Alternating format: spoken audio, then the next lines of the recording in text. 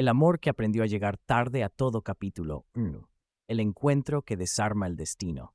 La primera vez que la vi, la estación de Atocha olía a lluvia vieja, a café recalentado y a maletas que parecían haber viajado más que las personas que las arrastraban. Y yo pensaba, con esa clase de cansancio que ya no es físico, sino existencial, ese agotamiento que se instala en los huesos y te convierte en un autómata que sigue protocolos médicos y horarios de guardia, pero que ha olvidado completamente cómo sentir algo que no sea el peso constante de una vida que se ha vuelto demasiado pequeña para contener todo lo que has perdido. Que aquella sería otra noche cualquiera, otro turno como médico de emergencias, en el que la vida y la muerte se rozan en los andenes sin detenerse demasiado, sin pedir permiso, sin ofrecer explicaciones, hasta que ella apareció entre la multitud como si hubiera salido directamente de un recuerdo que aún no sabía que tenía. Con un abrigo rojo, demasiado ligero para el frío brutal de febrero que convertía el aliento en niebla y los dedos en estatuas de hielo. Una bufanda gris mal enrollada alrededor del cuello, con esa torpeza que tienen las personas que están pensando en cosas más importantes que en protegerse del frío. Y una mirada que mezclaba pánico con orgullo y una decisión feroz, casi violenta en su determinación, de no pedir ayuda a nadie, aunque el mundo entero se estuviera derrumbando delante de ella como un edificio en cámara lenta. Me llamo Daniel Vega. Tenía 35 años aquella noche de febrero que cambiaría todo, aunque yo todavía no lo supiera. Y había aprendido a moverme por las estaciones de tren como otros se mueven por los pasillos de su propia casa, sin pensar realmente, sin mirar a los rostros que pasaban, porque mirar significaba conectar, y conectar significaba recordar que todos éramos frágiles y temporales, y que en cualquier momento podíamos convertirnos en el paciente en lugar del médico, siguiendo los anuncios por megafonía que convertían tragedias personales en información neutral, retrasos por incidencia técnica, cancelaciones por condiciones meteorológicas, como si las vidas que dependían de esos trenes fueran solo inconvenientes menores en el gran esquema de un sistema ferroviario que continuaba funcionando sin importar cuántos destinos destruyera en el proceso. Pero esa noche, cuando vi a esa mujer detenerse de golpe en medio del flujo constante de pasajeros que se movían con la urgencia de hormigas, siguiendo rutas invisibles pero absolutas, directamente frente al panel de salidas que parpadeaba con información que cambiaba más rápido de lo que la mayoría de la gente podía procesar, con una maleta pequeña en una mano. Una de esas maletas baratas que se compran en bazares chinos y que gritan «Toda mi vida cabe aquí porque no tengo nada más», y un sobre blanco estrujado en la otra mano, con tanta fuerza que podía ver cómo sus nudillos se habían puesto blancos por la presión. Supe de una forma instintiva, visceral, casi desagradable en su claridad, que si seguía caminando como si nada, si la dejaba allí sola con su sobre y su miedo y su maleta que pesaba más por lo que representaba que por lo que contenía, iba a arrepentirme durante años por algo que ni siquiera podría nombrar apropiadamente, pero que sentiría como un fantasma más en la colección de fantasmas que ya cargaba. El anuncio llegó como siempre llegan las malas noticias en lugares públicos, con una voz mecánica, neutra, diseñada específicamente para no transmitir la magnitud emocional de lo que estaba diciendo, como si las palabras pudieran ser despojadas de su poder destructivo simplemente pronunciándolas en un tono que sugería que esto era rutinario, que pasaba todo el tiempo, que no era realmente importante en el gran esquema de las cosas. Atención, por incidencia en vía, el tren con destino París-Gare de Lyon, previsto para las 21:40, queda cancelado. Los pasajeros afectados pueden dirigirse al mostrador de información para solicitar alternativas. Rogamos disculpen las molestias.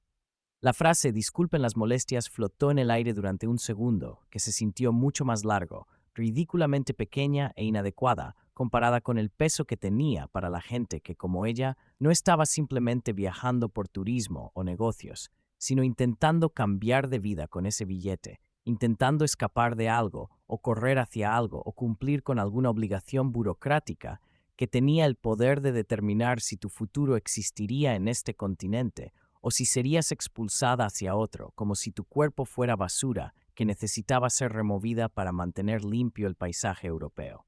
Y fue en ese silencio tenso que siguió al anuncio, cuando la multitud empezó a reaccionar con una sinfonía predecible de quejas y suspiros y maldiciones en múltiples idiomas.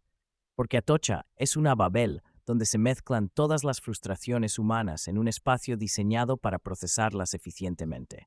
Cuando la gente sacaba teléfonos para hacer llamadas urgentes o revisar aplicaciones buscando alternativas, o simplemente para tener algo que hacer con las manos mientras procesaban esta nueva realidad. Cuando se formaban colas desordenadas y agresivas en el mostrador de información, donde empleados mal pagados tendrían que absorber la rabia de cientos de personas, como si fuera su culpa personal, que la infraestructura del país se cayera a pedazos. Que ella apretó el sobre blanco contra su pecho, como si fuera un salvavidas en medio de un océano que la estaba tragando. Dio un paso hacia atrás, intentando alejarse de la multitud que la empujaba sin verla realmente. Luego otro paso más, hasta que chocó literalmente conmigo, con una fuerza que la hizo tambalearse y casi dejar caer la maleta. Lo siento, dijo sin mirarme todavía, en un español que tenía ese acento inconfundible que solo he escuchado en bocas latinoamericanas. Esa mezcla de melancolía musical y dureza práctica, cada palabra pronunciada con una cadencia que convertía incluso las disculpas en algo que sonaba como una canción triste. No le vi. No pasa nada, respondí automáticamente, más atento a su mano que al choque en sí, porque del sobre blanco que sostenía, como si su vida dependiera de ello. Y probablemente dependía. Empezaba a asomar una esquina de papel azul con el escudo de la Unión Europea impreso en tinta dorada. Y yo había visto ese tipo de papel demasiadas veces en mi trabajo, en los bolsillos de pacientes que llegaban esposados, en las manos temblorosas de personas que venían a urgencias con ataques de pánico porque al día siguiente serían deportadas. Lo había visto arrugado, mojado de lágrimas, manchado de sangre, cuando alguien intentaba destruirlo, como si destruir el papel pudiera destruir la realidad que representaba. Era un documento de deportación o alguna variación burocrática de esa pesadilla administrativa que convierte a seres humanos en números y fechas límite. ¿Está bien?, pregunté, no porque fuera una frase particularmente original o útil, sino porque era lo único que mi cerebro exhausto podía producir en ese momento, porque después de 14 horas de guardia médica, mi capacidad para la creatividad lingüística estaba completamente agotada. Ella levantó la vista hacia mí entonces, realmente mirándome por primera vez, en lugar de mirar a través de mí, como la mayoría de la gente hace con los extraños en estaciones de tren, y juro por todo lo que he visto en mi vida profesional. Y he visto muchas cosas que deberían haber sido imposibles, pero que sucedieron de todas formas, que durante un segundo el ruido ensordecedor de la estación desapareció completamente, como si alguien hubiera presionado un botón de silencio en el universo, y lo único que existía eran sus ojos, que eran de un color que no sabría definir exactamente, porque dependía de cómo la luz los golpeaba. Un café oscuro con reflejos dorados cuando la luz fluorescente de la estación los alcanzaba en cierto ángulo, casi negros cuando estaban en sombra. Pero lo que realmente me golpeó como un puñetazo al estómago no fue el color, sino la expresión que contenían. Esa mezcla devastadora de rabia contenida que vibraba justo debajo de la superficie y miedo absoluto que hacía que sus pupilas estuvieran ligeramente dilatadas. Esa combinación específica que solo he visto en las personas a las que la vida les ha enseñado, una y otra vez con la paciencia cruel de un maestro sádico, que nada está garantizado, que todo lo que construyes puede ser destruido con una firma en un papel oficial. Tenía que estar en París mañana, dijo, no como si me estuviera pidiendo ayuda, sino como si me estuviera informando de un hecho objetivo que yo debería conocer, como si el universo debiera ajustarse a esta necesidad que ella tenía. No pasado mañana, no cuando haya otro tren disponible. Mañana, a las 9 de la mañana. Es exactamente lo que dice la carta. Alzó el sobre blanco para que lo viera mejor, un gesto que era mitad explicación y mitad acusación al destino, y aunque no podía leer el contenido completo desde la distancia donde estábamos, reconocí el formato inmediatamente porque lo había visto suficientes veces para que estuviera grabado en mi memoria. Notificación de salida voluntaria del territorio. ese eufemismo burocrático que hace que la deportación suene como una elección que estás tomando libremente, en lugar de algo que te están imponiendo bajo amenaza de consecuencias legales severas.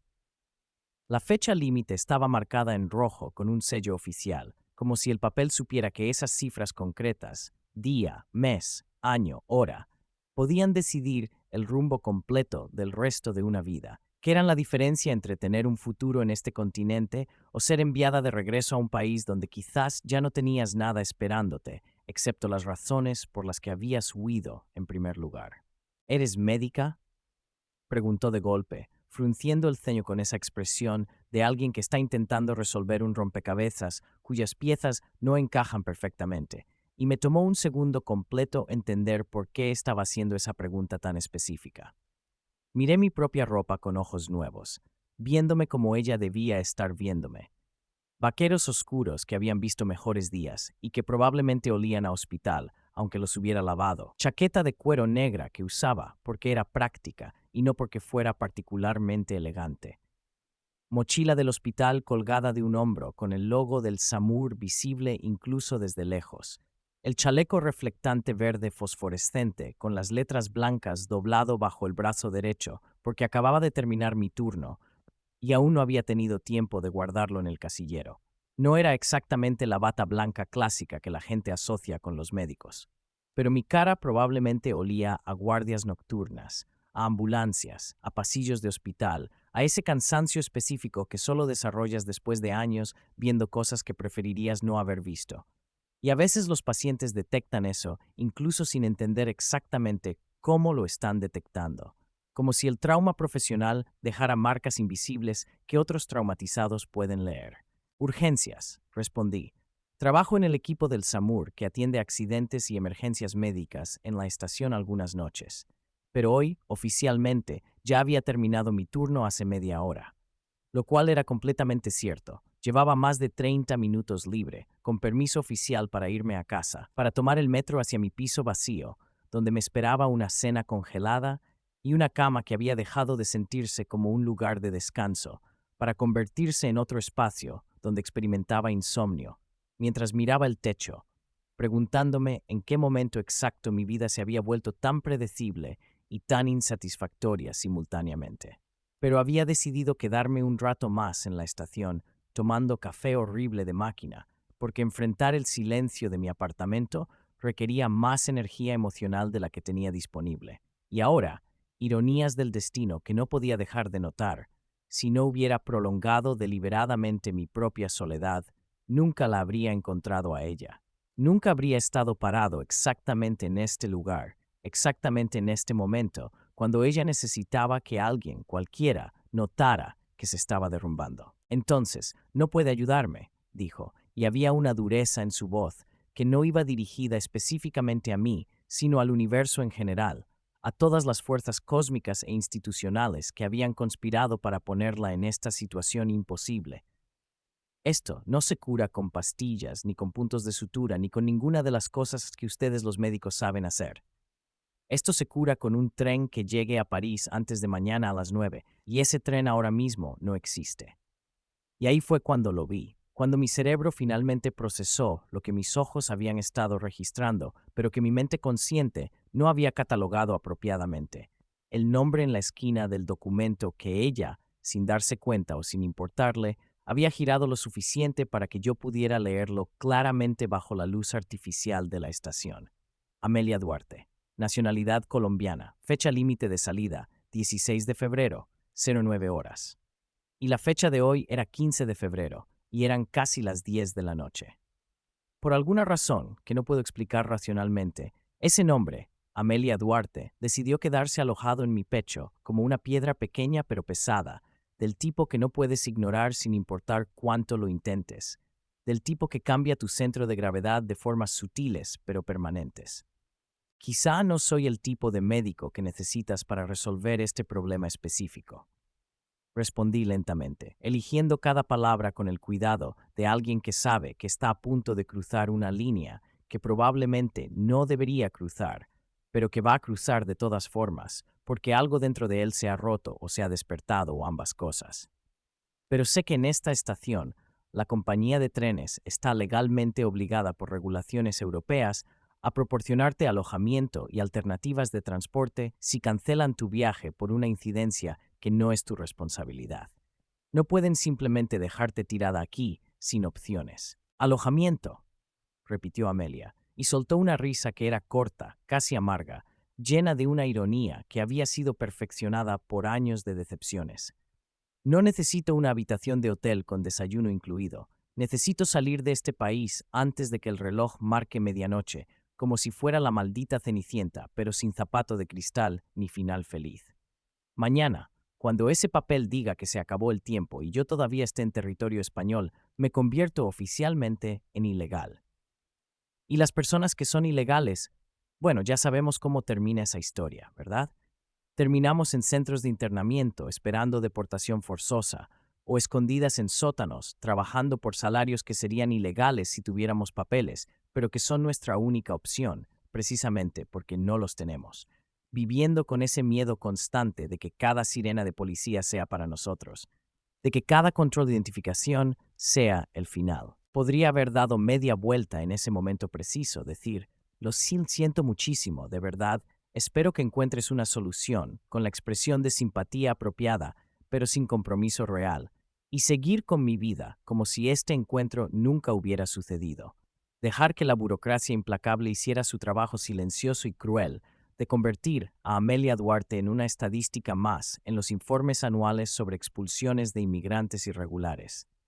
Después de todo, ya había visto demasiadas historias similares terminar en tragedias predecibles, y aprender a no involucrarse emocionalmente había sido la lección más importante que me habían enseñado durante mi residencia médica.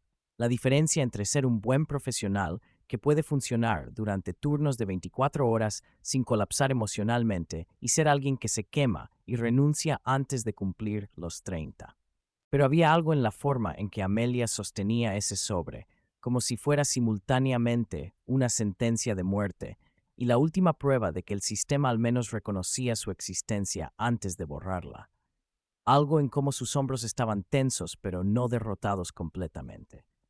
Algo en su mirada que mezclaba desesperación con una determinación feroz que me hizo pensar en todas las veces que yo mismo me había sentido como un número en una lista interminable, como un expediente en una carpeta gris que alguien revisaba sin realmente ver a la persona detrás de los datos, como una estadística en informes que decidían presupuestos, pero que nunca capturaban la complejidad humana real.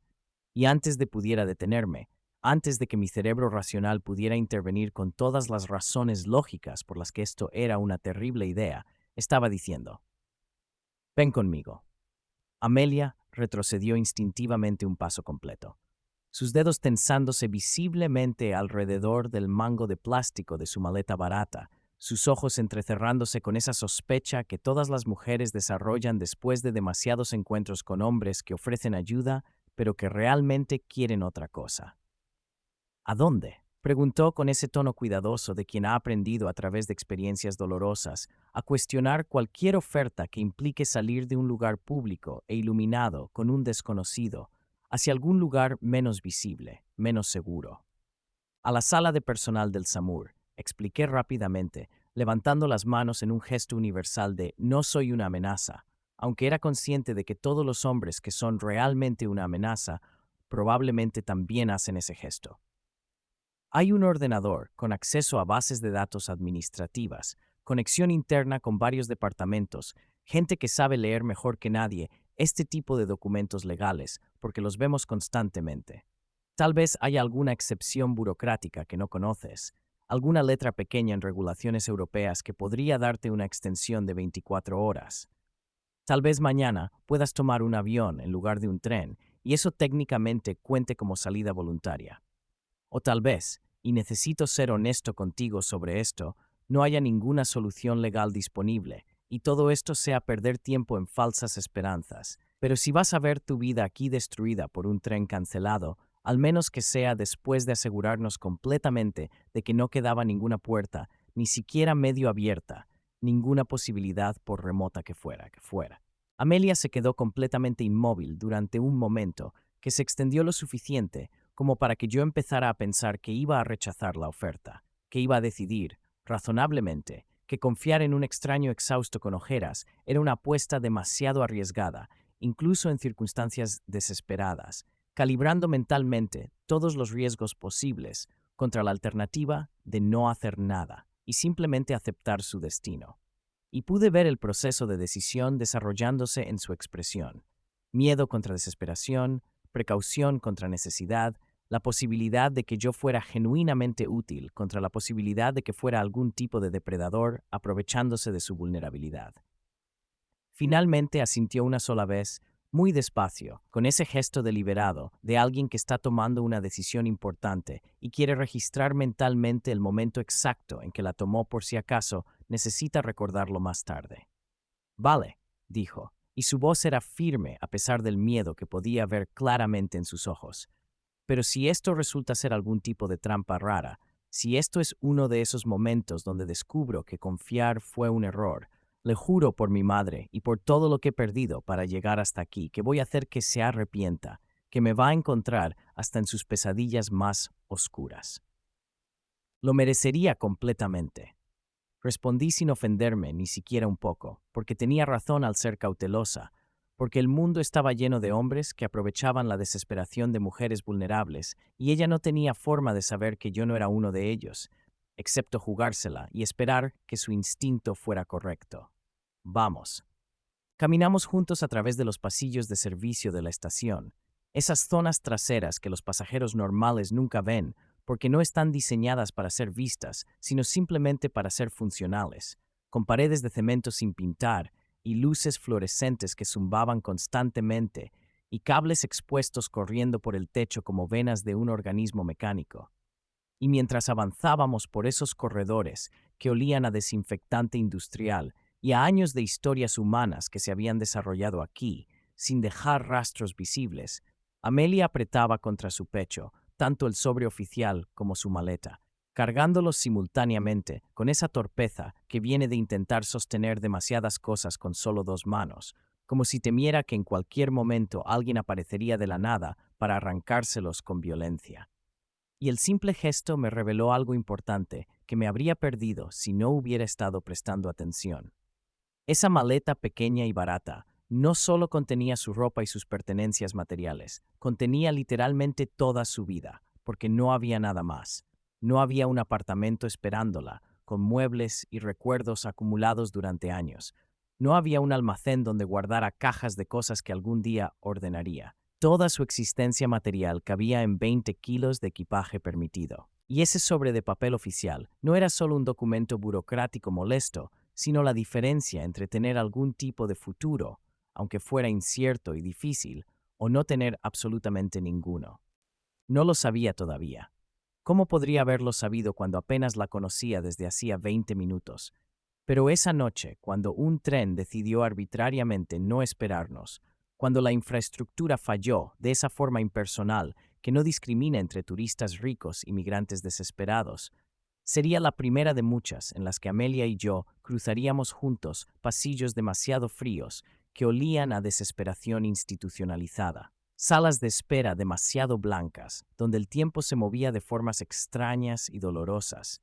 Fronteras arbitrarias que existían solo porque alguien en algún momento había dibujado una línea en un mapa y decidido que esa línea tenía el poder de determinar quién merecía derechos humanos básicos y quién no, intentando desesperadamente que el amor, ese concepto abstracto que de repente se volvería dolorosamente concreto, aprendiera a moverse y a sobrevivir en un mundo donde absolutamente todo estaba diseñado para hacer que llegara tarde, para que se rindiera, para que aceptara que algunas conexiones humanas simplemente no están permitidas por los sistemas que gobiernan nuestras vidas. Porque esta no es, y nunca pretendió ser, una historia de amor que comienza con un flechazo limpio y cinematográfico, donde dos personas se encuentran en circunstancias ideales y simplemente se enamoran sin complicaciones, sin el peso de leyes migratorias y documentos de deportación y diferencias de clase, y todas las otras cosas que hacen que ciertos amores sean considerados imposibles o inapropiados por las estructuras sociales que supuestamente existen para nuestro beneficio. Esta es la historia real y complicada de dos personas profundamente cansadas, cada una rota a su propia manera particular, por vidas que no habían resultado como planearon, que se encuentran exactamente en el peor momento posible, según cualquier métrica razonable, con el peor contexto imaginable, documentos de deportación, trenes cancelados, relojes corriendo hacia fechas límite que decidirían destinos, y que aún así, contra toda lógica y contra todo consejo sensato que cualquier persona razonable les habría dado, deciden apostar lo poco que les queda por algo que desde cualquier perspectiva externa parece estar condenado al fracaso desde el primer minuto, desde el primer segundo de su existencia. Y precisamente por eso, porque nunca tuvo garantías, porque nació rodeado de sellos oficiales y fechas de expulsión y billetes de tren cancelados, y todas las formas en que el mundo moderno dice esto no está permitido, nuestro amor eventualmente se volvería épico, no por su duración en el tiempo, que sería brutalmente corta, sino por la intensidad absoluta de lo que tuvo que enfrentar simplemente para existir, aunque fuera durante un rato microscópico en la escala del tiempo humano. Pero eso lo entendería mucho después, cuando ya fuera demasiado tarde para cambiar el curso de los eventos que esa noche en Atocha habían puesto en movimiento con la inevitabilidad de una avalancha. Esa noche, lo único que supe con certeza absoluta fue esto. Si dejaba a Amelia sola en aquella estación abarrotada de indiferencia, con su mirada fija en un panel digital que acababa de borrar literalmente su única salida legal del país, con ese sobre en la mano que contenía una fecha límite que se acercaba con la velocidad implacable de las guillotinas. Iba a convertirme en una persona más de las millones que miran deliberadamente hacia otro lado cuando el mundo se derrumba a exactamente 2 metros de distancia. Porque involucrarse es incómodo, porque ayudar tiene costos, porque es más fácil preservar tu propia comodidad que arriesgar algo, cualquier cosa, por un extraño cuyo nombre ni siquiera conocías hace media hora. Y yo ya tenía demasiados fantasmas poblando mi lista personal de arrepentimientos, demasiadas caras que aparecían en mis insomnios preguntándome silenciosamente, ¿por qué no hiciste más? Y no estaba dispuesto a añadir el rostro de Amelia Duarte a esa colección de pesadillas. Así que seguimos caminando a través de esos pasillos que olían a historias no contadas, hacia una sala de personal que no ofrecía ninguna garantía de soluciones, pero que al menos ofrecía la posibilidad de intentar algo, de no rendirnos sin pelear, de resistir aunque fuera simbólicamente contra un sistema diseñado para moler a personas como ella, hasta convertirlas en polvo olvidable. Y mientras nuestros pasos resonaban contra el suelo de cemento pulido de esos corredores de servicio, mientras Atocha continuaba su vida normal en los andenes visibles, turistas tomando selfies, familias despidiéndose, hombres de negocios leyendo periódicos sin levantar la vista, en esos espacios traseros donde solo el personal puede acceder, donde la infraestructura muestra su cara real, sin maquillaje, donde las historias humanas se desarrollan lejos de las cámaras y los testigos. Algo comenzó a gestarse entre nosotros que ninguno de los dos podría haber anticipado, ni previsto, ni detenido, aunque hubiéramos querido. Algo que el mundo llamaría amor cuando finalmente encontrara las palabras para nombrarlo. Algo que nosotros simplemente experimentaríamos como una necesidad cada vez más urgente de no dejarnos caer, de sostenernos mutuamente, aunque el suelo debajo de nuestros pies se estuviera convirtiendo en arenas movedizas. El amor que aprendió a llegar tarde a todo, nuestro amor. El único que importaba, aunque el mundo insistiera en que no debería existir. Capítulo Y. Lo que se rompe cuando nadie mira. La sala de personal del SAMUR en Atocha no tiene absolutamente nada de romántico ni de inspirador.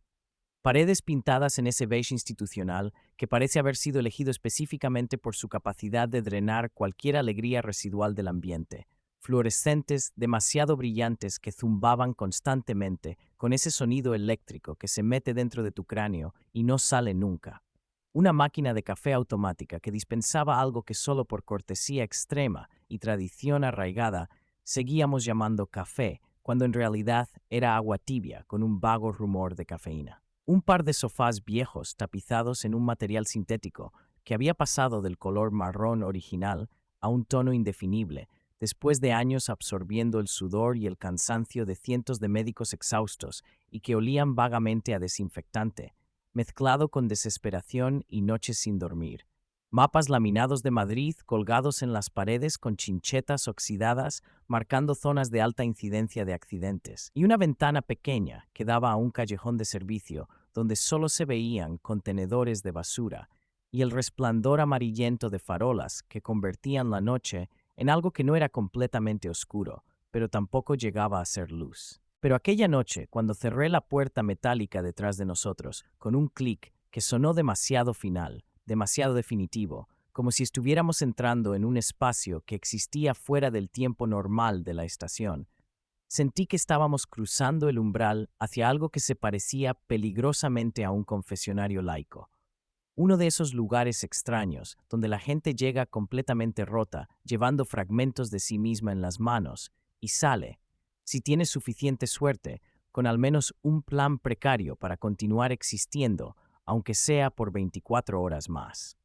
Siéntate donde quieras, le indiqué a Amelia, haciendo un gesto amplio hacia las sillas giratorias frente al ordenador que parecía haber sido fabricado en algún momento de los años 90 y que funcionaba con esa lentitud exasperante de las computadoras que han sido actualizadas demasiadas veces sin nunca ser realmente reemplazadas. Voy a llamar a Marta, es la administrativa de guardia esta noche, y ella conoce estos documentos legales mejor que nadie. Ha procesado tantos que probablemente podría recitar de memoria todas las cláusulas y excepciones de las regulaciones de inmigración europea. No quiero crear problemas para usted, dijo Amelia en voz baja, mirando alrededor de la sala como si estuviéramos entrando en un territorio absolutamente prohibido y no simplemente en un espacio de personal del hospital. Ya he causado suficientes problemas a demasiada gente que ha intentado ayudarme durante estos años, y todos esos problemas eventualmente se vuelven contra ellos de formas que no pueden prever cuando empiezan. Créeme cuando te digo esto, respondí, y había más verdad en mi voz de la que había pretendido revelar.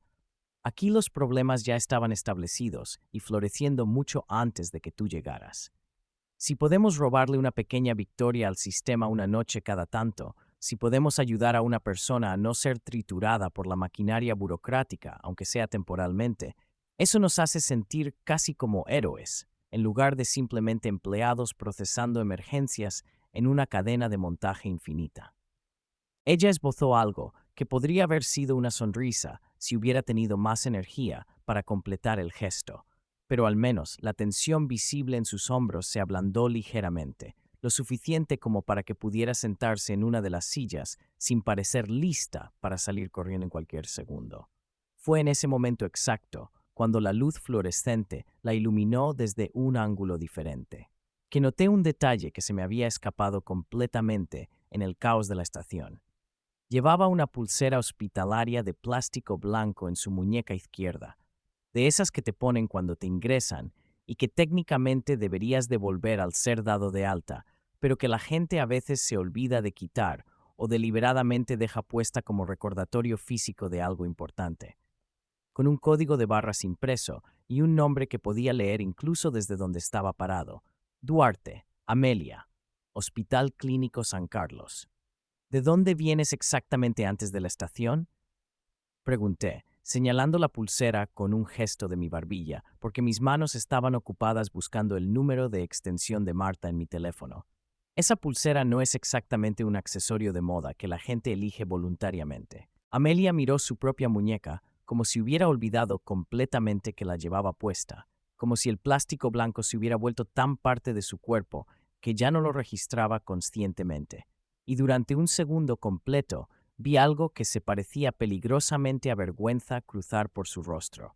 Ese tipo de vergüenza que viene no de haber hecho algo malo, sino de tener que admitir una debilidad, una vulnerabilidad que preferirías mantener escondida. Del clínico, dijo finalmente, su voz apenas un poco más alta que un susurro. Me ingresaron hace exactamente 3 semanas. Me dieron el alta médica esta mañana temprano con una lista de instrucciones que probablemente no voy a poder seguir apropiadamente. ¿Qué pasó?, pregunté, y mi voz cambió automáticamente al tono que uso con pacientes, ese equilibrio cuidadoso entre profesionalismo médico y empatía humana que se supone que deberíamos mantener, pero que a veces se inclina demasiado hacia uno u otro extremo. Ella dudó visiblemente antes de responder, y pude ver el proceso mental desarrollándose en su expresión.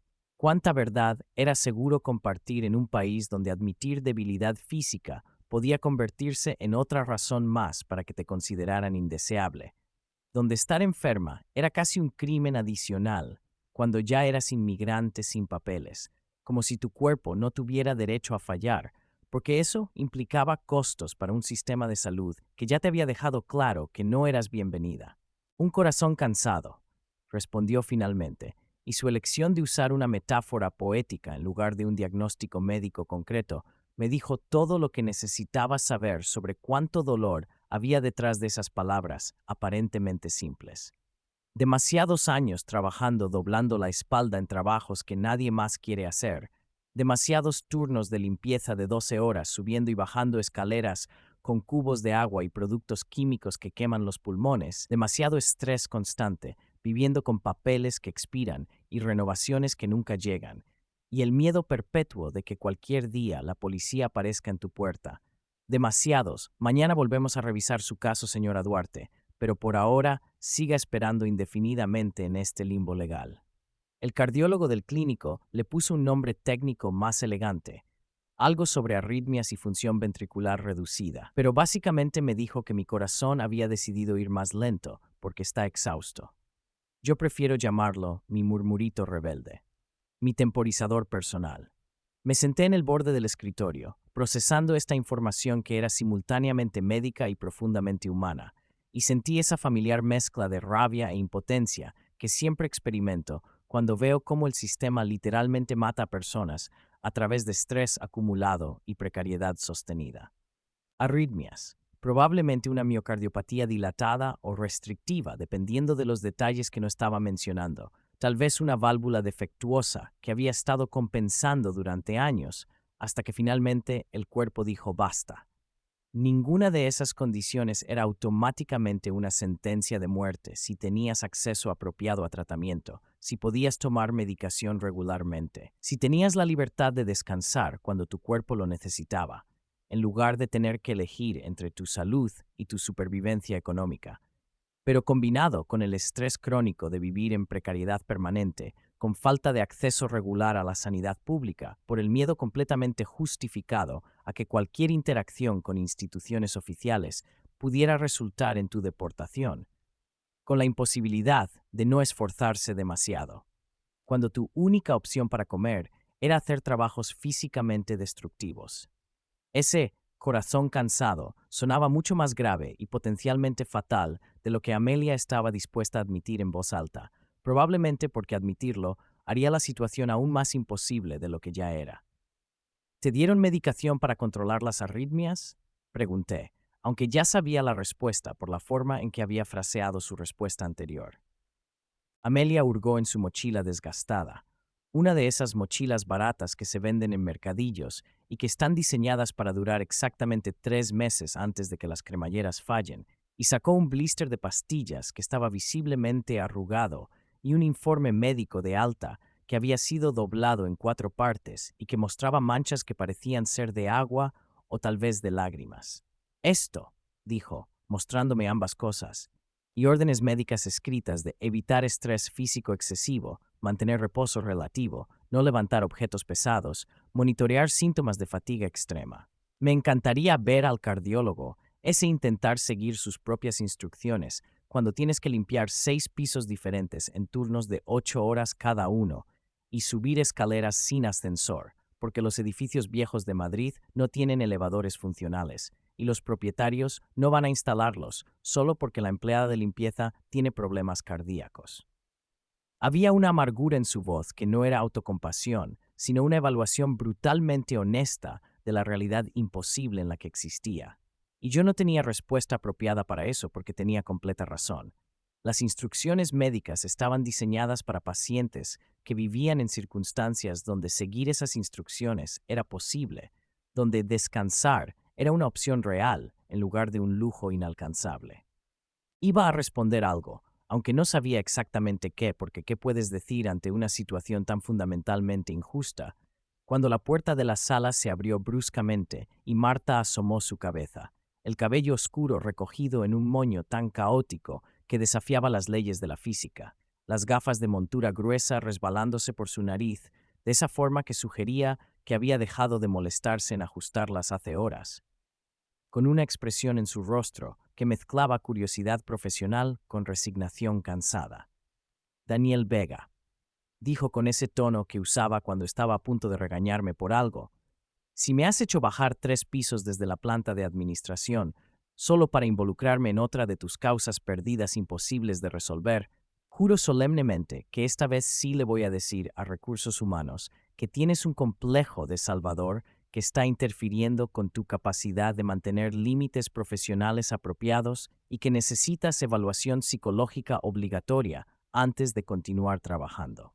Pero se detuvo abruptamente, a mitad de su amenaza, cuando vio completamente a Amelia sentada en la silla giratoria, y pude ver cómo su cerebro, que había procesado literalmente miles de situaciones de emergencia y que podía leer escenas complejas en segundos, evaluó instantáneamente lo que estaba viendo.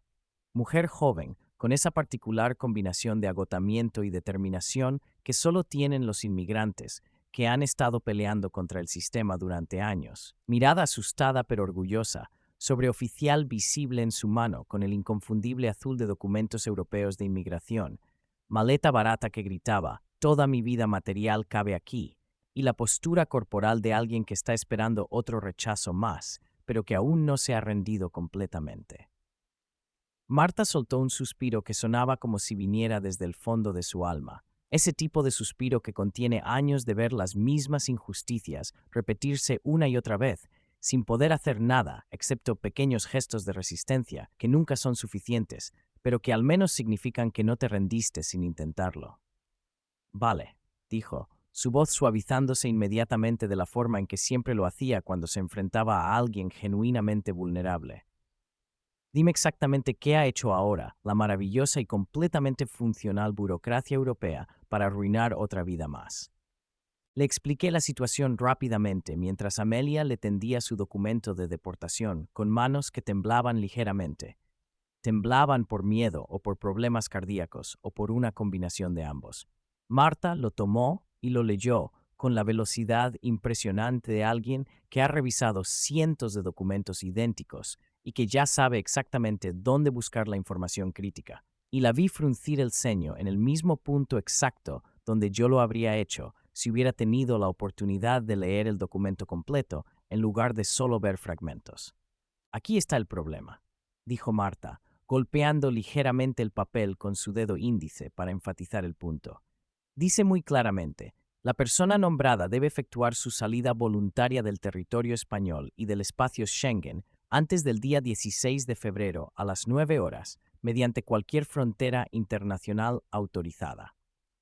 El tren que ella había reservado técnicamente habría contado como salida voluntaria apropiada, pero un vuelo en avión también sirve perfectamente, o incluso cruzar la frontera por carretera si puede documentar que lo hizo antes de la fecha límite.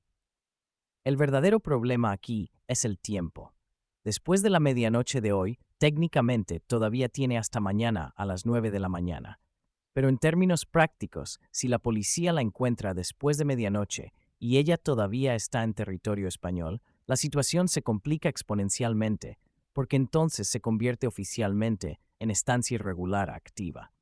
Y una vez que estás en esa categoría, entran en juego departamentos completamente diferentes que son considerablemente menos simpáticos y más inclinados a procesos de deportación forzosa en lugar de salidas voluntarias.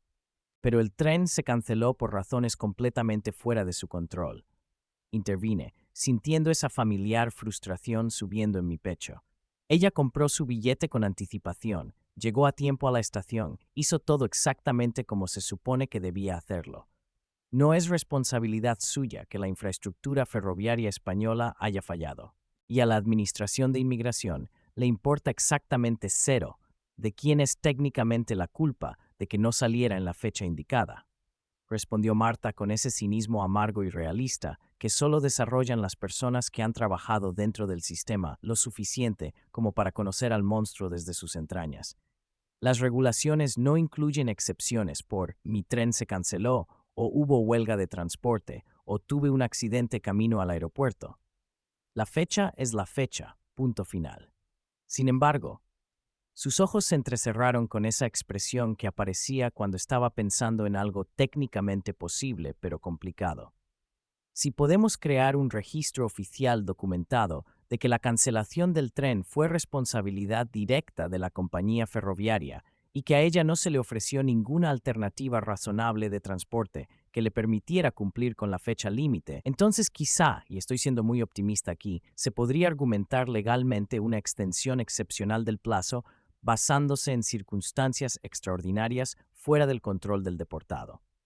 Pero eso ya entra en territorio de abogados de inmigración especializados y recursos administrativos que típicamente tardan meses en procesarse. Y la señora Duarte no tiene meses de tiempo disponible.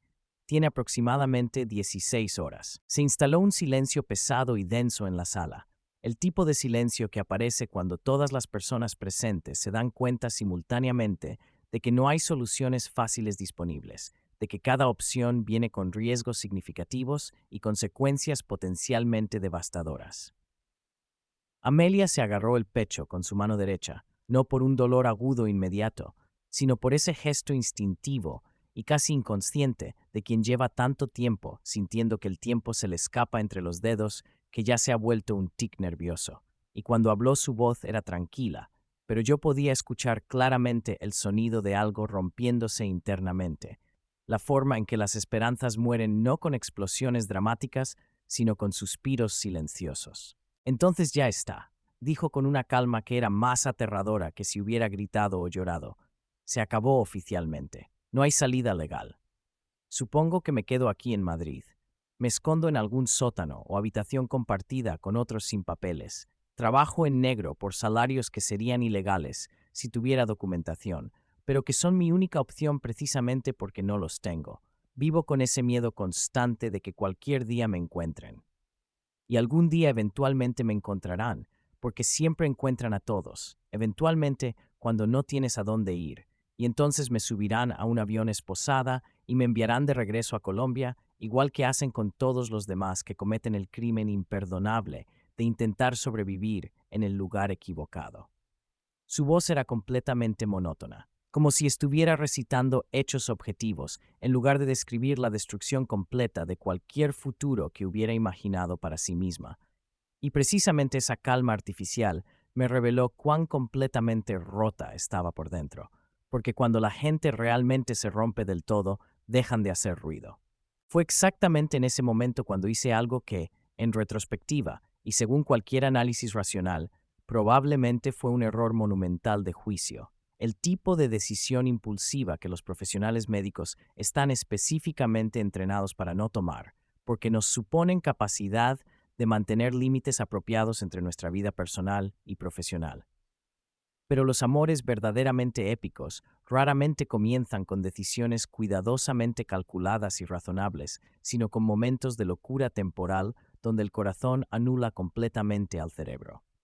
No vas a esconderte en ningún sótano, dije con una firmeza en mi voz que sorprendió incluso a mí mismo. No todavía. No sin agotar absolutamente todas las opciones posibles. Mañana vas a salir de España legalmente antes de las 9 de la mañana. No en un tren que ya no existe. En mi coche. Marta me miró con una expresión que claramente decía, por favor dime que no estás sugiriendo lo que creo que estás sugiriendo, porque si lo estás sugiriendo, entonces realmente necesitas esa evaluación psicológica que mencioné antes. Daniel, dijo lentamente, usando mi nombre completo de esa forma que hacía cuando quería asegurarse de que estaba prestando atención, por favor piensa cuidadosamente antes de terminar esa frase. Piensa en las consecuencias legales de lo que creo que estás a punto de proponer. Pero yo ya había cruzado mentalmente esa línea invisible y no había vuelta atrás. Hay puertos en el norte de España, continué, ignorando deliberadamente su advertencia razonable. Hay ferries que salen desde Bilbao y Santander hacia puertos franceses que técnicamente son fronteras internacionales, pero que están mucho menos monitoreadas que los aeropuertos. Si cruzamos por carretera hacia la frontera francesa antes de que el reloj marque medianoche, si conseguimos que selle su pasaporte en algún punto de salida oficial, aunque sea mínimamente, entonces técnicamente ella habrá abandonado el país dentro del plazo establecido. El documento dice específicamente cualquier frontera autorizada. No especifica que tenga que ser exactamente por el método o la ruta que migración preferiría. Marta se frotó la frente con ambas manos como si tuviera un dolor de cabeza masivo desarrollándose rápidamente. ¿Y quién exactamente va a conducir ese coche en un viaje de no sé cuántas horas hacia el norte, tú? ¿Con qué vehículo? ¿Con qué combustible? ¿Con qué justificación legal si os para la policía en algún control aleatorio de carretera? ¿Y qué vas a decir si os piden explicaciones sobre por qué estás transportando a una persona con una orden de salida vigente? Sabes perfectamente bien que si la policía os detiene y descubre la situación, tú personalmente te estás arriesgando a cargos de asistencia a inmigración irregular, que técnicamente es un delito según las maravillosas leyes que tenemos. Ya me he arriesgado a cosas considerablemente peores en mi vida, repliqué, y había más dureza en mi voz de la necesaria, pero no podía controlarla. Y francamente, Marta, estoy absolutamente cansado de ver cómo este sistema literalmente tritura a personas vulnerables, mientras nosotros, los profesionales sanitarios, simplemente ponemos vendajes después de que el daño ya está hecho. Una vez, solo una maldita vez en mi carrera, me gustaría estar del lado correcto de la historia, el lado que ayuda antes de que empiece la hemorragia, en lugar de solo intentar detenerla después. Marta sostuvo mi mirada durante varios segundos que se sintieron muchísimo más largos, y pude ver el debate interno desarrollándose en su expresión. Su lado profesional, que sabía que esto violaba múltiples protocolos contra su lado humano, que entendía perfectamente por qué yo estaba haciendo esto. Finalmente apartó la vista con un gesto de rendición cansada. Eres absolutamente incorregible, murmuró, pero había afecto mezclado con la exasperación. Pero supongo que precisamente por eso, después de todos estos años, todavía te considero mi amigo, a pesar de que constantemente me metes en situaciones éticamente complicadas. Bien, hay una cosa concreta que puedo hacer para ayudar. Voy a dejar constancia oficial en el registro de guardia de esta noche de que la señora Amelia Duarte se presentó en la estación de Atocha con intención probada y documentada de abandonar el territorio español en cumplimiento de su orden de salida, y que la cancelación del tren por fallo de infraestructura le impidió completar esa salida planeada. Si alguien revisa el caso más adelante, habrá un registro oficial que demuestra que el incumplimiento de la fecha límite no fue por negligencia suya. No es mucho, pero es algo. Gracias, dije, y la palabra se sentía completamente inadecuada para expresar la gratitud que sentía, pero era lo único que tenía disponible. De verdad, Marta, gracias. Ella recogió el documento de Amelia, lo fotografió con su teléfono para tener registro, anotó algo en el sistema informático del hospital con sus credenciales administrativas y se despidió con un gesto seco de su mano derecha, que era mitad bendición y mitad vas a arrepentirte de esto, pero es tu funeral. Nos quedamos solos de nuevo, Amelia y yo en esa sala beige con luces fluorescentes que de repente se sentía como el único lugar del universo donde existíamos. Amelia me miraba con una expresión que no podía descifrar completamente, como si estuviera viendo a alguien que no encajaba en absoluto con la imagen preconcebida que había desarrollado sobre cómo son los profesionales europeos, sobre cuánta compasión real puede esperarse de personas que trabajan dentro del sistema. No tienes ninguna obligación de hacer esto, dijo muy despacio, eligiendo cada palabra con cuidado. Puedes meterte en problemas legales serios. Yo no soy nadie importante aquí. Solo soy otra inmigrante más con el pasaporte equivocado y sin los contactos correctos. No vales la pena el riesgo que estás tomando. Precisamente por eso, respondí, y me sorprendió la certeza absoluta en mi propia voz. Porque estoy profundamente cansado de vivir en un mundo donde los pasaportes y los documentos de identidad deciden arbitrariamente quién merece ayuda básica y quién no. Porque todas las personas son alguien importante para alguien en algún lugar. Y además, añadí, intentando aligerar ligeramente el peso emocional del momento, si vamos a cruzar literalmente medio país juntos, en un coche conduciendo ilegalmente, a través de una frontera internacional con documentación cuestionable, lo mínimo que podemos hacer es tutearnos y usar nuestros nombres de pila en lugar de formalidades ridículas. Amelia se rió por primera vez desde que la había conocido en la estación. Una risa que era corta y contenía más dolor que alegría, pero que al menos era genuina. como si su cuerpo estuviera recordando vagamente cómo se suponía que debía funcionar ese reflejo cuando algo aliviaba, aunque fuera microscópicamente, la presión constante. Está bien, dijo, trato hecho, pero solo si me prometes que cuando nos arresten, porque ella dijo cuándo y no sí, lo cual revelaba cuán probable pensaba que era ese resultado. No vas a intentar decir que esta locura fue idea mía. Te lo prometo solemnemente, respondí. Cuando nos arresten, asumiré completa responsabilidad y diré que te secuestré contra tu voluntad si eso ayuda. Aún no lo sabíamos. ¿Cómo podríamos haberlo sabido cuando apenas nos conocíamos desde hacía 2 horas y la mayoría de ese tiempo lo habíamos pasado lidiando con crisis burocráticas? Pero esa pequeña broma compartida, esa complicidad que nació en una sala beige institucional con luces fluorescentes que zumbaban constantemente y que olía a café malo y a decisiones desesperadas, sería el primer ladrillo fundamental de algo mucho más grande y más complicado, un nosotros, construido completamente a destiempo y en las peores circunstancias imaginables, en un mundo que activamente no estaba diseñado para permitir que existiéramos como pareja o como equipo o como cualquier tipo de unidad cohesiva. Porque el amor verdadero, cuando llega tarde y en condiciones absolutamente terribles, tiene fundamentalmente solo dos opciones disponibles.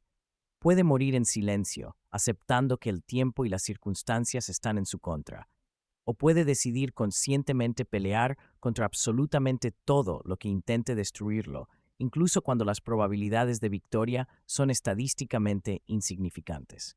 Y aunque ninguno de los dos lo habríamos admitido en voz alta en ese momento, porque hacerlo habría hecho la situación aún más imposible de lo que ya era, ambos estábamos empezando a elegir la segunda opción, la pelea, la resistencia. La negación absoluta a aceptar que algunos amores simplemente no están permitidos por las estructuras legales y sociales que supuestamente existen para nuestro beneficio colectivo. Y mientras Madrid afuera continuaba su vida nocturna normal, parejas cenando en restaurantes, estudiantes emborrachándose en bares, turistas tomando fotografías de monumentos iluminados, dentro de esa sala de personal del SAMUR, dos personas que el sistema había intentado mantener separadas por fronteras y documentos y fechas límite, estaban comenzando a construir algo que el sistema nunca había anticipado ni podía controlar completamente. No lo llamábamos amor todavía.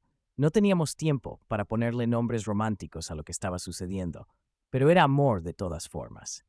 El tipo de amor que nace no de circunstancias perfectas, sino de necesidad mutua. El tipo de amor que aprende a existir en los márgenes, en los espacios entre las leyes, en las horas robadas al reloj, que no para de correr hacia fechas límite arbitrarias. El amor que aprendió a llegar tarde a todo. Nuestro amor, el único que terminaría importando. Capítulo 6. La carretera donde nacen los secretos. Salimos de Madrid a las 11:30 de la noche, cuando la ciudad ya había mutado en su versión nocturna, más oscura y peligrosa, con mi Seat León del año 2010, que había comprado de segunda mano hace 5 años y que tenía casi 200.000 kilómetros en el contador, pero que aún funcionaba con esa terquedad admirable de los coches viejos que se niegan a morir porque saben que sus dueños no pueden permitirse reemplazarlos. Y mientras navegábamos a través de las calles vacías hacia la A1 que nos llevaría al norte hacia Burgos y eventualmente hacia la frontera francesa, que representaba simultáneamente salvación y despedida, Amelia permanecía completamente silenciosa en el asiento del copiloto, mirando por la ventana las luces de la ciudad que desaparecían gradualmente detrás de nosotros, como si estuviera memorizando cada detalle. Porque sabía, ambos lo sabíamos, aunque no lo dijéramos, que probablemente no volvería a ver Madrid nunca más. Que esta expulsión no era temporal, sino permanente. Que una vez que cruzara esa frontera, estaría diciendo adiós no solo a una ciudad, sino a todos los años que había invertido intentando construir una vida aquí. Todos los trabajos horribles que había soportado, todas las humillaciones que había tragado, toda la esperanza que había depositado en un sistema que finalmente había decidido que ella no era bienvenida. El GPS marcaba 532 kilómetros hasta Irún, aproximadamente 5 horas de conducción si no hacíamos paradas y si el tráfico cooperaba, y si mi coche viejo no decidía que este era el momento perfecto para sufrir una avería catastrófica. lo cual significaba que si todo salía perfectamente bien, llegaríamos alrededor de las 4:30 de la madrugada, dejándonos 4 horas y media de margen antes de las 9, cuando su documento oficialmente expiraba. Pero por supuesto, nada en la vida sale perfectamente bien, y yo ya estaba calculando mentalmente todos los posibles problemas que podríamos encontrar. Controles policiales aleatorios en la carretera, que eran más comunes de noche, averías mecánicas, accidentes de tráfico que bloquearan la autopista, o simplemente el hecho de que yo llevaba despierto casi 24 horas y que conducir durante 5 horas en estado de agotamiento extremo era una receta perfecta para estrellarnos contra una barrera de protección. ¿Cuándo fue la última vez que dormiste apropiadamente?, preguntó Amelia de repente, su primera frase en casi media hora. Y cuando giré brevemente la cabeza para mirarla, vi que sus ojos estaban fijos no en la carretera, sino en mi rostro, estudiando las ojeras que probablemente eran lo suficientemente pronunciadas como para tener su propio código postal. Define apropiadamente, respondí, intentando sonar más despierto de lo que me sentía. Si te refieres a más de 4 horas consecutivas sin que me despierten llamadas de emergencia o pesadillas sobre pacientes que no pude salvar, probablemente hace unos 3 meses. Si te refieres a dormir sin necesitar café intravenoso para funcionar al día siguiente, tal vez nunca en mi vida adulta. Eso no es gracioso, dijo ella con una seriedad que cortaba. Eso es peligroso. Si te duermes al volante, nos matamos los dos, y entonces todo esto habrá sido inútil. No me voy a dormir, insistí con más confianza de la que realmente sentía. He conducido en peores condiciones. Durante mi residencia médica había turnos de 36 horas seguidas donde literalmente alucinaba de cansancio, pero aún tenía que conducir a casa porque no había transporte público a las 3 de la mañana. Eso es completamente demencial, respondió Amelia. ¿Cómo esperan que los médicos cuiden de pacientes cuando ni siquiera pueden cuidar de sí mismos apropiadamente? Era una pregunta retórica, pero que contenía una verdad tan fundamental que me quedé sin respuesta durante varios kilómetros. Simplemente conduciendo en silencio, mientras las líneas blancas de la carretera se consumían bajo las ruedas del coche con esa monotonía hipnótica que hace que conducir de noche se sienta como estar atrapado en un videojuego infinito, donde el escenario nunca cambia realmente. ¿Por qué lo haces?, preguntó Amelia después de otro largo silencio, y esta vez su pregunta era más amplia, más profunda. No me refiero solo a conducir cansado. Me refiero a todo esto. A ayudarme a mí, que soy una completa extraña, a arriesgarte a problemas legales, a gastar tu gasolina y tu tiempo y tu energía en alguien que ni siquiera conoces desde hace 4 horas. La mayoría de la gente habría pasado de largo en esa estación. La mayoría de la gente habría dicho, lo siento mucho, y habría seguido con su vida. Pero tú no hiciste eso. ¿Por qué? Era la pregunta que yo había estado evitando hacerme a mí mismo, porque sabía que la respuesta real era complicada y dolorosa, y que involucraba admitir cosas sobre mí mismo que prefería mantener enterradas. Pero algo en la oscuridad del coche, en la intimidad forzada de este espacio pequeño, donde estábamos literalmente huyendo juntos hacia algún tipo de salvación incierta, hizo que las palabras salieran sin los filtros habituales que usaba para protegerme. Porque hace 3 años, dije, y mi voz sonaba extraña incluso en mis propios oídos, más cruda de lo que pretendía, atendí una emergencia en la misma estación de Atocha. Una mujer marroquí, tal vez 30 años, había colapsado en el andén. Cuando llegamos, ella estaba inconsciente, pulso débil, respiración superficial. La estabilizamos, la subimos a la ambulancia. En el hospital, descubrimos que estaba embarazada de 6 meses y que había tenido una hemorragia interna severa, probablemente desprendimiento de placenta. Hicimos todo lo que pudimos, pero perdimos al bebé. Ella sobrevivió físicamente, pero algo en ella se rompió completamente. Y cuando empezamos a procesar el papeleo del hospital, descubrimos que no tenía papeles válidos, que llevaba años en situación irregular. Llamaron a la policía, como es protocolo obligatorio. 2 días después de perder a su bebé, mientras aún estaba en recuperación postoperatoria, vinieron oficiales con una orden de deportación. La vi a través de la ventana de la sala de recuperación cuando se la llevaban esposada, todavía con la bata del hospital puesta, porque ni siquiera le habían dado tiempo de vestirse apropiadamente. Tuve que detenerme porque mi voz se había quebrado ligeramente y necesitaba un momento para recomponerme. Y Amelia no dijo nada, simplemente esperó en silencio, respetando el espacio que necesitaba para continuar. Y lo peor, seguí después de tragar el nudo en mi garganta. No fue solo que la deportaran. Lo peor fue que yo no hice nada. Vi cómo se la llevaban y pensé, no es mi problema, hice mi trabajo médico, lo demás es asunto de inmigración, y dejé que sucediera como si yo no tuviera ninguna responsabilidad, como si simplemente seguir protocolos me absolviera de cualquier culpa moral. Después supe por otros enfermeros que ella intentó suicidarse 2 veces en el centro de internamiento antes de que finalmente la pusieran en un avión de regreso a Marruecos. No sé qué pasó con ella después de eso. Probablemente nunca lo sabré, pero su cara aparece en mis pesadillas regularmente, preguntándome silenciosamente por qué no hice más, por qué no intenté ayudarla cuando claramente necesitaba algo más que solo atención médica. El silencio que siguió a mi confesión era tan denso que podía sentirlo físicamente, como si hubiera llenado completamente el interior del coche, desplazando el oxígeno, y mantuve los ojos fijos en la carretera porque mirar a Amelia en ese momento habría sido demasiado. Habría requerido más valentía emocional de la que tenía disponible. Por eso estás haciendo esto, dijo Amelia finalmente, y no era una pregunta sino una confirmación, una comprensión que llegaba directamente al centro de lo que yo había estado intentando decir. No es solo por mí, es por ella también. Estás intentando compensar algo que sientes que deberías haber hecho diferente hace 3 años. Tal vez, admití.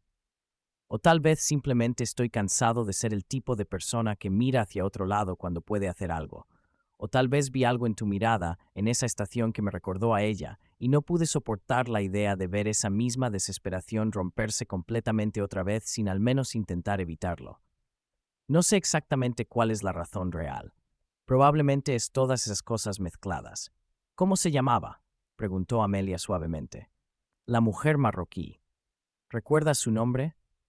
Fátima, respondí inmediatamente porque, por supuesto que lo recordaba, porque había repasado su expediente médico cientos de veces en mi mente intentando encontrar algo que hubiera podido hacer diferente.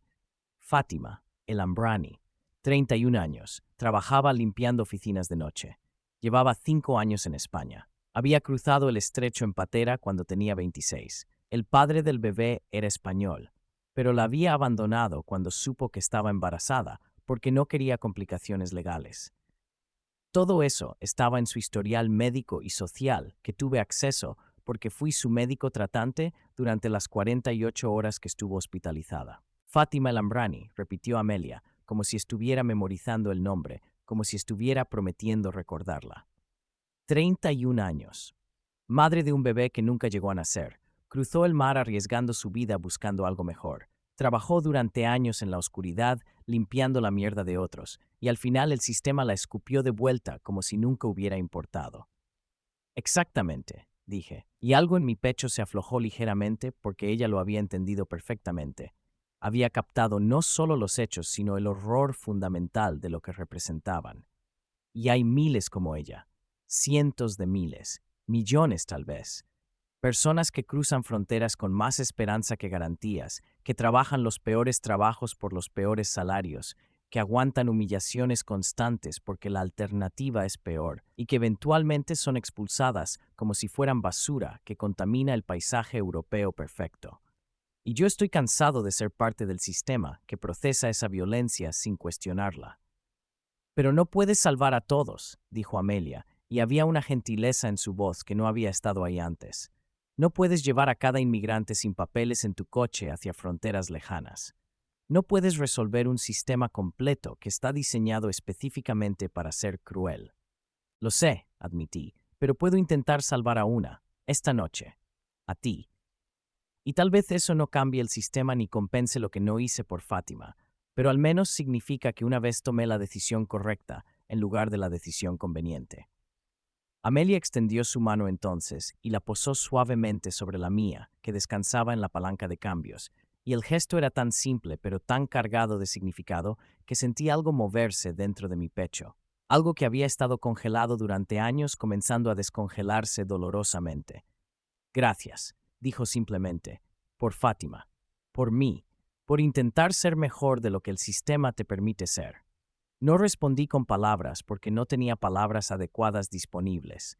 Simplemente giré mi mano para que nuestros dedos se entrelazaran brevemente antes de que tuviera que volver a ponerla en el volante para negociar una curva. Pero ese contacto fugaz contenía más comunicación real que cientos de conversaciones que había tenido con otras personas durante años. ¿Y tú? Pregunté después de varios kilómetros más. ¿Por qué huiste de Colombia? ¿Qué estabas escapando o buscando cuando decidiste cruzar un océano hacia un continente que no te quería? Amelia se quedó callada durante tanto tiempo que pensé que no iba a responder, que había cruzado algún límite invisible, pero finalmente habló con una voz que era tan baja que tuve que concentrarme para escucharla por encima del ruido del motor. Estaba huyendo de un hombre, dijo. Mi ex marido, técnicamente, aunque nunca nos casamos legalmente. Nos juntamos cuando yo tenía 18 y él 25. Parecía protector al principio, atento, como si realmente le importara mi bienestar. Pero gradualmente, esa protección se convirtió en control, y ese control se convirtió en violencia. Primero verbal, luego física. Para cuando cumplí 20 años, ya había normalizado completamente que me gritara por cocinar mal, o que me empujara contra paredes cuando estaba borracho, o que me dijera constantemente que yo no valía nada, que nadie más me querría nunca, que debería estar agradecida de que él tolerara mi existencia inútil. Su voz era mecánica, como si estuviera recitando hechos sobre la vida de otra persona en lugar de su propia historia. Y reconocí ese tono porque lo había escuchado antes en víctimas de trauma que habían aprendido a disociarse de sus propias experiencias para poder hablar sobre ellas sin desmoronarse. Intenté dejarlo 3 veces, continuó. Cada vez él me encontraba, me prometía que cambiaría, lloraba diciéndome que no podía vivir sin mí, y yo volvía porque no tenía a dónde ir y porque parte de mí creía que tal vez si yo era mejor esposa, más atenta, más cuidadosa, él dejaría de lastimarme. La última vez que intenté irme, él me rompió 2 costillas y me dio una paliza tan severa que terminé en el hospital diciendo que me había caído por las escaleras porque tenía demasiado miedo de denunciarlo. Y fue ahí, en esa cama de hospital en Bogotá, con las costillas vendadas y el rostro tan hinchado que no me reconocía en el espejo, cuando decidí que o me iba de Colombia completamente o él eventualmente me mataría y lo haría parecer un accidente. Dios, murmuré, sintiendo una rabia sorda creciendo en mi estómago. ¿Cómo llegaste a España?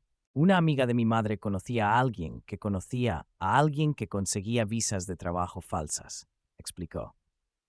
Me costó todo lo que había ahorrado durante años más dinero que pedí prestado a familiares diciendo que era para estudios. Llegué a Madrid con una visa de turista válida por 90 días y una carta de invitación fabricada de una empresa que supuestamente me había contratado, pero que no existía realmente.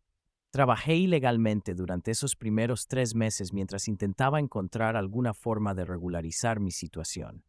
Conseguí trabajos de limpieza pagados en negro, dormía en habitaciones compartidas con otras 5 personas, enviaba todo el dinero que podía de vuelta a Colombia para pagar las deudas que había contraído para venir. Cuando la visa expiró, simplemente me quedé en situación irregular porque volver significaba volver a él. Y prefería arriesgarme a la deportación que arriesgarme a ser asesinada. ¿Él sabe dónde estás? Pregunté, sintiendo una preocupación nueva y específica. No lo creo, respondió Amelia, aunque su voz no sonaba completamente segura. Cambié mi número de teléfono, bloqueé todas mis redes sociales, le pedí a mi familia que nunca revelara dónde estaba. Pero con Internet nunca puedes estar completamente segura. A veces tengo pesadillas donde él aparece en mi puerta en Madrid, habiendo encontrado alguna forma de localizarme. Suena paranoico, pero cuando has vivido con alguien violento durante años, desarrollas este miedo constante de que te están rastreando, incluso cuando lógicamente sabes que probablemente no es cierto. No suena paranoico, dije firmemente. Suena como trauma completamente justificado de alguien que ha sobrevivido a algo horrible. Pasamos por un pueblo pequeño que apenas era visible en la oscuridad, excepto por unas pocas farolas que marcaban la salida de la autopista, y el GPS recalculó nuestra llegada estimada, 4 horas y 15 minutos restantes, lo cual significaba que íbamos bien de tiempo si nada salía mal, si el universo decidía cooperar, aunque fuera por una noche. ¿Y tu corazón? Pregunté, volviendo a ese tema que me preocupaba más de lo que debería preocuparme por alguien que acababa de conocer. Dijiste que era de demasiado estrés, demasiado trabajo físico, pero también puede ser genético o congénito. ¿Hubo algo específico que desencadenara el ingreso hospitalario? Amelia se quedó callada durante tanto tiempo que pensé que no iba a responder, que había cruzado algún límite invisible, pero finalmente habló con una voz que era tan baja que tuve que concentrarme para escucharla por encima del ruido del motor. Estaba huyendo de un hombre, dijo. Mi ex marido técnicamente, aunque nunca nos casamos legalmente. Nos juntamos cuando yo tenía 18 y él 25. Parecía protector al principio, atento, como si realmente le importara mi bienestar. Pero gradualmente esa protección se convirtió en control, y ese control se convirtió en violencia. Primero verbal, luego física. Para cuando cumplí 20 años, ya había normalizado completamente que me gritara por cocinar mal, o que me empujara contra paredes cuando estaba borracho, o que me dijera constantemente que yo no valía nada, que nadie más me querría nunca, que debería estar agradecida de que él tolerara mi existencia inútil. Su voz era mecánica, como si estuviera recitando hechos sobre la vida de otra persona, en lugar de su propia historia. Y reconocí ese tono porque lo había escuchado antes en víctimas de trauma que habían aprendido a disociarse de sus propias experiencias para poder hablar sobre ellas sin desmoronarse. Intenté dejarlo 3 veces, continuó. Cada vez él me encontraba. Me prometía que cambiaría. Lloraba diciéndome que no podía vivir sin mí, y yo volvía porque no tenía dónde ir y porque parte de mí creía que tal vez si yo era mejor esposa, más atenta, más cuidadosa, él dejaría de lastimarme. La última vez que intenté irme, él me rompió 2 costillas y me dio una paliza tan severa que terminé en el hospital diciendo que me había caído por las escaleras porque tenía demasiado miedo de denunciarlo. Y fue ahí, en esa cama de hospital en Bogotá, con las costillas vendadas y el rostro tan hinchado que no me reconocía en el espejo, cuando decidí que o me iba de Colombia completamente o él eventualmente me mataría, y lo haría parecer un accidente.